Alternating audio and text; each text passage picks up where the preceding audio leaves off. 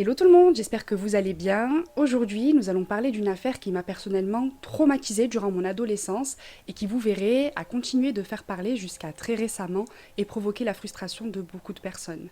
Avant d'aller plus loin, n'hésitez pas à vous abonner à ma chaîne, à me laisser un petit pouce vers le haut pour m'encourager et pour le référencement, et on est parti. Timothy Richard McLean Jr. ou Tim McLean est né le 3 octobre 1985 à Victoria sur l'île de Vancouver au Canada, mais c'est à Winnipeg au Canada qu'il va grandir et passer la majeure partie de sa vie. Tous ceux qui ont croisé le chemin de Tim s'accordent pour dire que c'était un homme hors du commun avec une personnalité qui lui est propre. Tim était quelqu'un d'entier et qui n'avait pas peur de mettre sa personnalité et son excentricité en avant. On le décrit comme une personne magnétique. C'est-à-dire que sa seule présence dans une pièce suffisait à capter toute l'attention tant il était charismatique. C'était un homme sportif, gentil et généreux et qui avait un très grand cercle d'amis. Mais selon son frère Kendall, malgré sa grande sociabilité, Tim était quelqu'un de nomade et il n'avait pas vraiment d'attache. C'est-à-dire qu'il détestait la routine. C'est pourquoi il ne gardait jamais le même travail très longtemps et il en faisait de même avec les objets qu'il possédait. C'est ce qui lui permettait de voyager léger. Son truc à lui, c'était plutôt de se laisser porter par le vent à la découverte de nouvelles aventures et de nouvelles personnes. Et c'est finalement dans une fête foraine itinérante que Tim va poser ses valises et il y trouvera un emploi de forain, métier qui lui correspond totalement. En parallèle de son travail de forain, Tim fréquente une jeune femme prénommée Colleen. Il la connaissait depuis le CP, mais c'est en 2008 qu'ils entament ensemble une relation suite au divorce de Colleen la même année. Alors on ne sait pas grand-chose sur la relation de Tim et Colleen, mais ce que l'on sait, c'est que Colleen avait déjà 2 enfants de son précédent mariage et qu'en 2008, elle attendait son 3e enfant de Tim.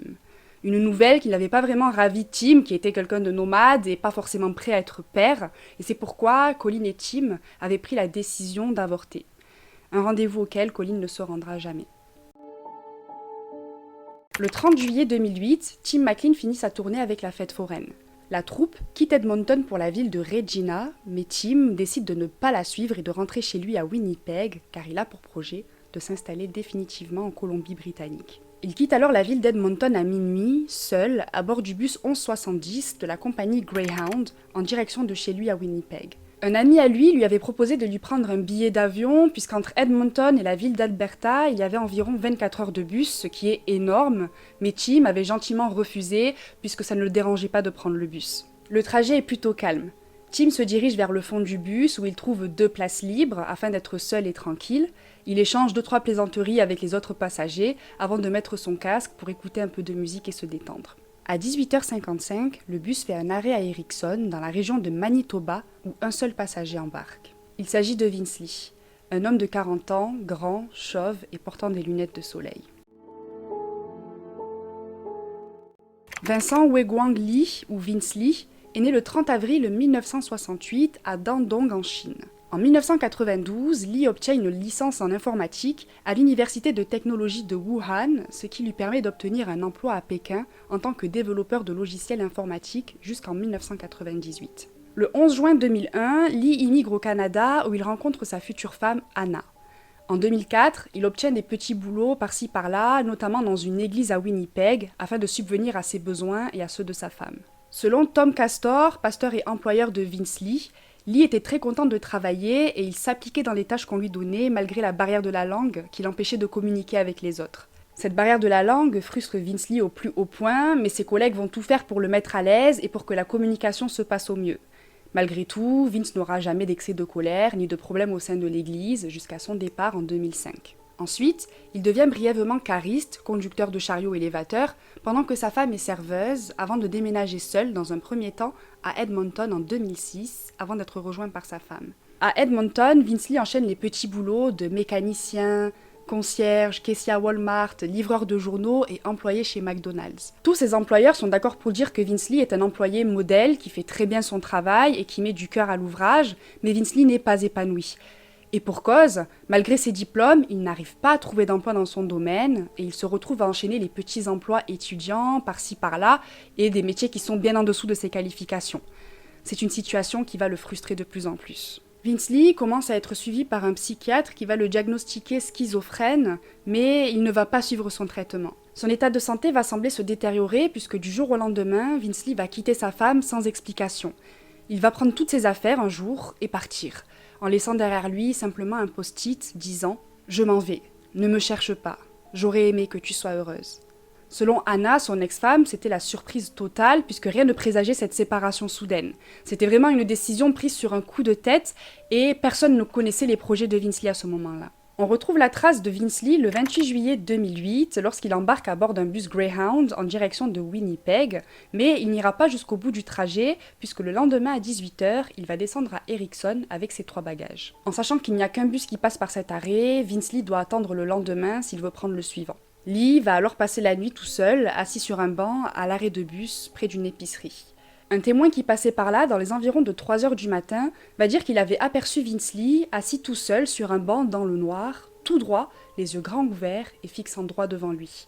Une attitude qui l'avait marqué tant elle était étrange. Et comble de la bizarrerie, le matin du 30 juillet, Lee, toujours assis sur son banc, vend son ordinateur tout neuf pour $60 à un gamin de 15 ans qui passait par là. Ce qui nous amène au moment où Vince Lee embarque dans le même bus que Tim McLean le même jour, soit le 30 juillet 2008 à 18h55. L'homme embarque et s'assoit à l'avant du bus. Au bout de quelques heures de route, le bus fait un deuxième arrêt dans la ville de Brandon, où Tim descend fumer une cigarette pendant que les autres passagers se dégourdissent les jambes, mangent ou tout simplement vont aux toilettes. Lorsque Vince Lee remonte dans le bus, il récupère ses sacs qu'il avait laissés à l'avant et se dirige vers le fond du bus. Tim est à ce moment-là en train d'écouter de la musique lorsqu'il va remarquer Vince Lee posté devant lui. Gentil et sociable comme il est, il va lui adresser un sourire, l'invitant à s'asseoir sur le siège disponible à côté de lui. Tim va ensuite coller la tête contre la vitre afin de se plonger dans sa musique et de s'endormir tout doucement. Il y avait une télé dans le bus sur laquelle était diffusée la légende de Zorro. La plupart des passagers sont à ce moment-là fatigués par la route et soit ils essayaient de dormir, ils lisaient ou alors ils regardaient le film. Soudain, dans les environs de 20h30, les passagers du bus sont réveillés par un cri terrifiant. Un cri sorti tout droit des enfers émanant du fond du bus. Pour une raison que l'on ignore, Vince Lee a sorti un grand couteau et a commencé à poignarder Tim McLean dans le cou et dans la poitrine, alors que celui-ci dormait encore, appuyé contre la vitre. Tim, réveillé par la douleur, se met à hurler et à se débattre comme un diable face à son agresseur. À un moment, il est projeté au sol dans l'allée du bus et Vince Lee continue à le poignarder sans arrêt et de manière robotique, comme le décrivent les témoins. Vince Lee est calme et imperturbable.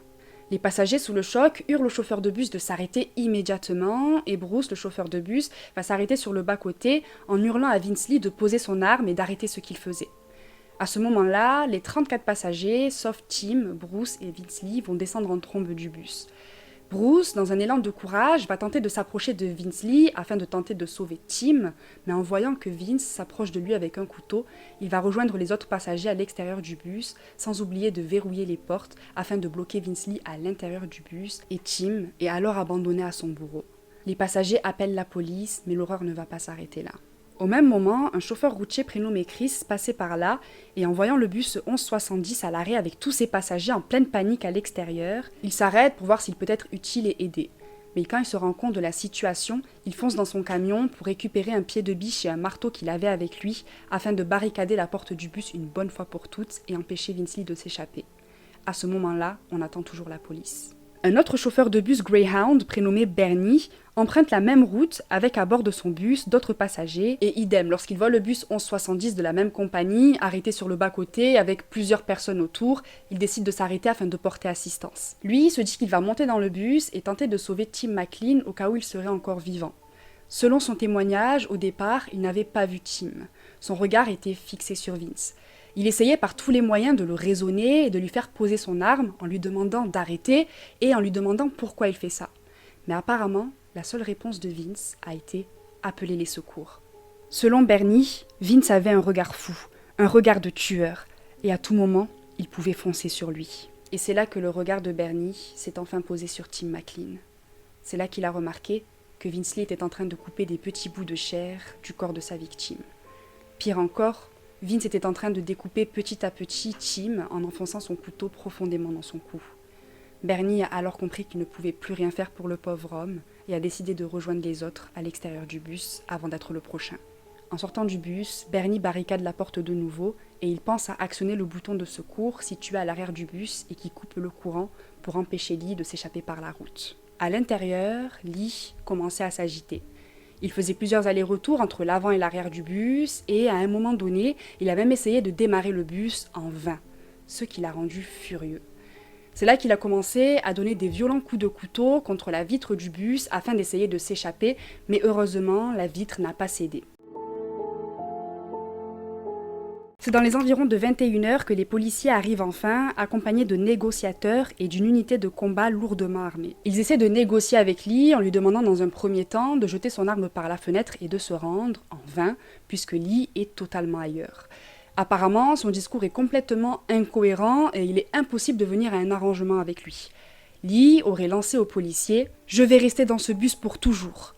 Aucun des policiers ne veut pénétrer dans le bus ni user de la force puisqu'ils ne veulent pas faire plus de victimes et par conséquent, il faudra plus de 3 heures avant que Lee soit neutralisé. Pendant ce temps, les 34 passagers ne ratent aucune miette de l'horreur qui est en train de se dérouler depuis déjà plus d'1 heure. Lee, lui, va en profiter pour se donner totalement en spectacle. Il va dans un premier temps découper des bouts de chair de sa victime et prélever quelques organes qu'il va mettre dans des sacs plastiques qu'il avait avec lui. Ensuite, il se saisit de la tête de Tim et déambule de l'avant à l'arrière du bus en montrant son macabre trophée aux passagers horrifiés. Après s'être baladé avec la tête de Tim, Lee va retourner auprès de sa victime pour lui couper un bout de chair avant de le renifler, de l'approcher de sa bouche, de le mâcher et de l'avaler. Il est couvert de sang, il se lèche les bras et les mains. Et pendant tout ce temps, les passagers, terrifiés, n'arrivent pas à décoller les yeux de cette scène d'horreur qui dépasse tout entendement. Entre 21h30 et 22h, les passagers ainsi que le routier et les 2 chauffeurs de bus sont enfin pris en charge par la Gendarmerie royale du Canada et sont amenés au poste de police de la ville de Brandon, où le bus s'était arrêté, afin d'être interrogés. Et c'est seulement à 1h20 du matin, le 31 juillet 2008, soit 3-4 heures après le début du carnage, que Lee décide enfin à briser une vitre à l'arrière du bus, de commencer par jeter ses bagages, ainsi que son couteau et les ciseaux qui lui ont servi à découper Tim McLean, avant de sauter de la fenêtre. On pense que Lee n'avait pas du tout l'intention de se rendre, mais plutôt de fuir à pied, mais un coup de taser des policiers a suffi pour neutraliser le meurtrier. La situation était enfin sous contrôle. Les policiers se décident enfin à monter dans le bus et la scène qui s'offre à eux est tout simplement innommable. Il y avait du sang partout et le sol était jonché de sacs plastiques contenant les morceaux et des organes appartenant à Tim McLean. De Tim, il ne reste presque rien. Il retrouve la tête de Tim et constate qu'il lui manque une oreille, un œil, son nez et sa langue. En fouillant Vince Lee, ils vont retrouver l'oreille, le nez et la langue de Tim dans l'une des poches de son pantalon, mais malheureusement, l'un des yeux de Tim ainsi qu'un morceau de cœur ne seront jamais retrouvés, ce qui veut dire que Lee les a probablement dévorés. Lee est couvert de sang et semble avoir un petit peu retrouvé la raison puisqu'il va dire aux policiers « Je suis désolé, je suis coupable, tuez-moi s'il vous plaît ».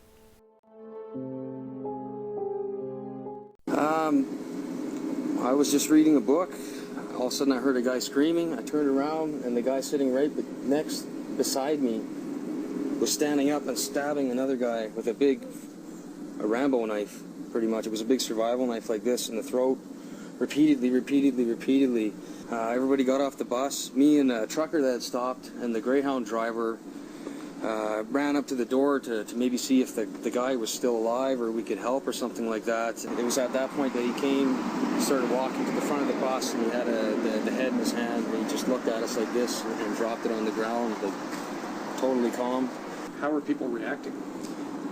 Some people were puking, some people were crying, other people were in shock. À 10h du matin, des représentants des autobus Greyhound s'occupent des passagers toujours au poste de police et ils vont les conduire jusqu'à Walmart afin que les passagers puissent acheter aux frais de la compagnie des vêtements pour remplacer les leurs qui sont toujours couverts de sang et les autres bagages qui sont restés dans le bus. Ensuite, un autre bus ramène les passagers à Winnipeg, leur destination de base, et à 15h30, tous les passagers peuvent enfin rentrer chez eux et retrouver leurs proches. Le procès de Vince Lee a débuté le 3 mars 2009. Vince Lee plaide l'irresponsabilité pénale en raison de sa schizophrénie non traitée. Oui, il a commis ce crime atroce, mais il n'était pas du tout lui-même à ce moment-là. Appuyé par Stanley Yaren, le psychiatre en charge de l'accusé, sa schizophrénie aurait fortement altéré son sens de la réalité. Apparemment, Lee s'était converti au christianisme pendant qu'il travaillait à l'église de Winnipeg, et après avoir entendu la voix de Dieu en personne, lui disant qu'il incarnait un second Jésus, envoyé sur Terre pour sauver le monde d'une invasion extraterrestre. La voix lui ordonnait régulièrement de voyager à travers le pays, à pied ou en bus, et Anna va confirmer que Lee disparaissait souvent pendant plusieurs jours. Lee est devenu paranoïaque et il a commencé à trimballer avec lui un couteau de chasse. Le jour du meurtre, Lee était persuadé que Tim était un démon et un extraterrestre qui représentait une menace immédiate pour lui ainsi que pour les autres passagers. La voix divine lui aurait alors intimé l'ordre de détruire McLean au sens propre du terme, c'est-à-dire de le tuer et de le couper en morceaux afin d'éviter qu'il revienne à la vie. Pour lui, Dieu lui a carrément posé un ultimatum. C'était soit McLean, soit lui. Lee a fait ce qu'il a fait parce qu'il a paniqué et il avait peur pour sa vie. Il ne se rendait pas compte qu'il était en fait en train de tuer un innocent. La conclusion de Yaren sur l'état mental de Lee a convaincu le tribunal et le juge John Scurfield décide de déclarer Vince Lee irresponsable pénalement et décide de le faire interner dans un institut spécialisé plutôt que de l'envoyer en prison. En juin 2010, soit à peu près un an après son internement, on va essayer de réintégrer Lee petit à petit à la société en lui autorisant dans un premier temps des balades au sein de l'hôpital en dehors des zones de sécurité. Ces balades restent quand même très encadrées. En mai 2012, ces balades s'étendent jusqu'à la ville de Selkirk, toujours encadrées par des médecins et des officiers de police. Ces balades se rallongent de plus en plus et passent de 30 minutes à une journée entière en 2013. À partir de 2014, Vince Lee obtient des permissions de sortie à la journée sans aucune supervision. En 2015, Lee est transféré de son hôpital psychiatrique vers un centre d'accueil surveillé et c'est le 9 février 2017 que le tribunal de Manitoba décide de rendre sa liberté totale à Vince Lee. Son psychiatre affirme que Lee peut parfaitement vivre normalement et qu'il ne représente plus un risque pour la société. Il confirme qu'il prendra bien son traitement et consultera immédiatement si d'anciens symptômes reviennent. Vince Lee en profite alors pour changer de nom et se fait désormais appeler Will Baker. Selon Chris Somerville, le directeur général de la Société canadienne de la schizophrénie, qui est une association pour l'intégration des personnes atteintes de schizophrénie, il existe seulement 7% de chances pour que Vince Lee ou Will Baker récidive, et ce dernier serait pleinement conscient que ce qu'il a fait est atroce, et il vit aujourd'hui avec des regrets, et il ne se pardonnera jamais.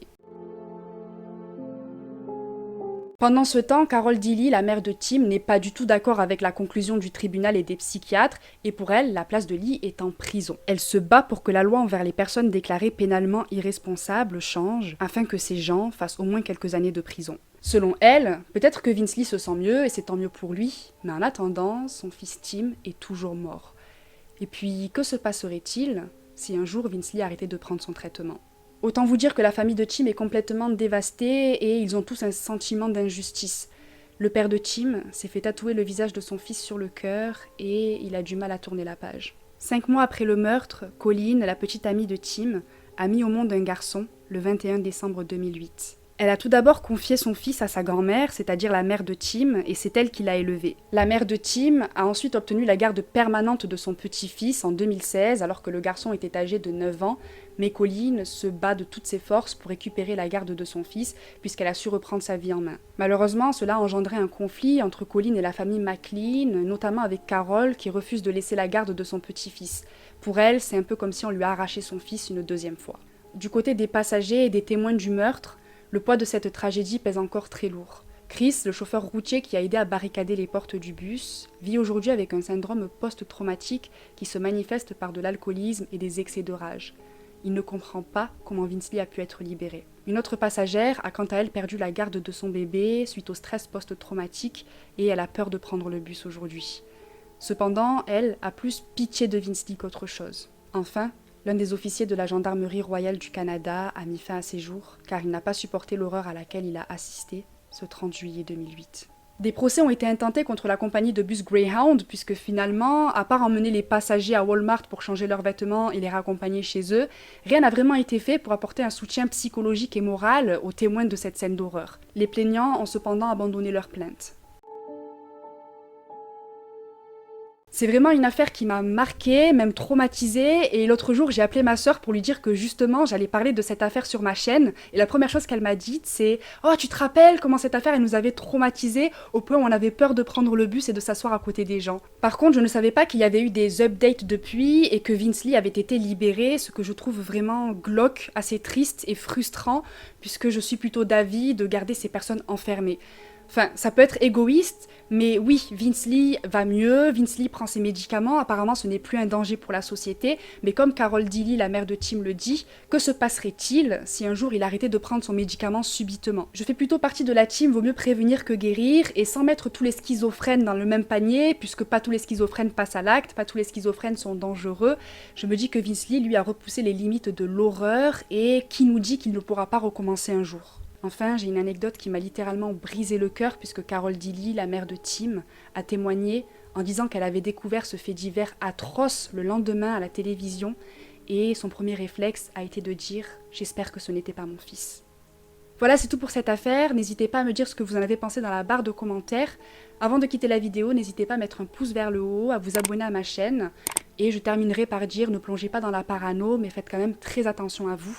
Et j'espère vous retrouver bientôt pour une nouvelle vidéo. Bye!